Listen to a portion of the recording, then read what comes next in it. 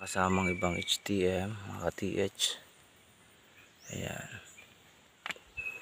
Kapag natamaan nyo talaga yung tamang spot, talagang makakakuha kayo ng mga accurate marker for HTM. Ayan, code 5 pa rin siya.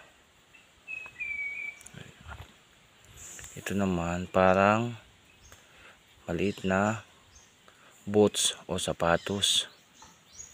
Ayan. Pero ingat pa rin, talaga may poison ang item nito, para siyang ulo ng aso.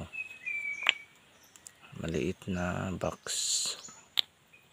Ayan, ito may pointer din, special anto marker. Ito code 5. Ayan. Tapos ito, so may nakabaong bar, ganito kalaki. Ayan, bar talaga siya, indication siya ng bar, gold bar. Ayan. Ayan. So maraming mga sign talaga. Ito yung karugtong ng video natin sa HTM. So ito talagang positive. Tapos itong mga bato na ito, may pagka ano siya, hindi ito natural na bato, talagang ginawa ito ng mga Korean.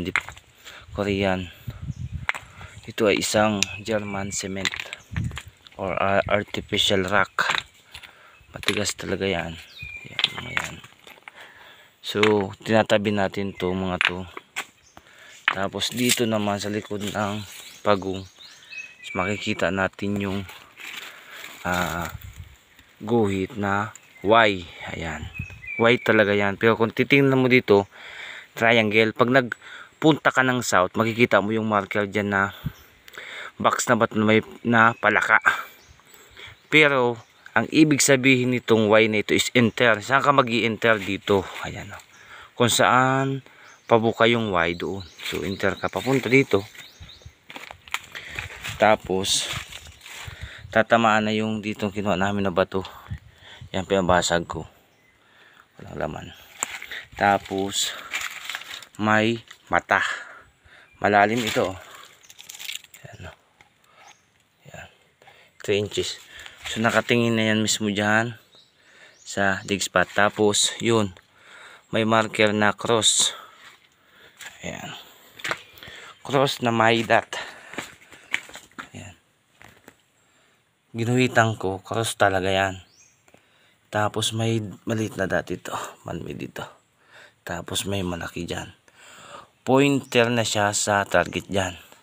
Ang ibig sabihin ng cross, HTM siya treasure under. So saan ka mag-under? So dito kasi nilagyan ng dot. Tapos dyan, sundan mo na lang yan dyan. Subalit, kung susundan yan, tatamaan yung marker dito na kuha namin. Yung may heart siya na puzzle type. Ito yun. Ito. Ayan. Ito yun. Puzzle type yan. So, very positive ang site na ito. Ito pa. Mga ibang ano pa ito. So, very positive talaga yung site nito. Abutin na lang ang item. So yan lang ang update ko dito sa aming hukay. So dito naman may dalawang guhit. Ayan. Ang ibig sabihin po niyan, each ni. So dalawa. So ang ibig sabihin ng dalawa is pumunta ka ng 2 yards. So galing dito, dahil triangle ito, pinasag lang ng kasama ko. Tapos may dot pa, indication ng item. Yan. So punta ka ng south, dahil triangle ito, punta ka ng south sa dalawa, 2 yards dyan sa south. Dyan ang tamang spot. Subalit may iba pang ibig sabihin ito sa aking code. Ito ay isang indication ng small depot, small deposit, mga ka-TH.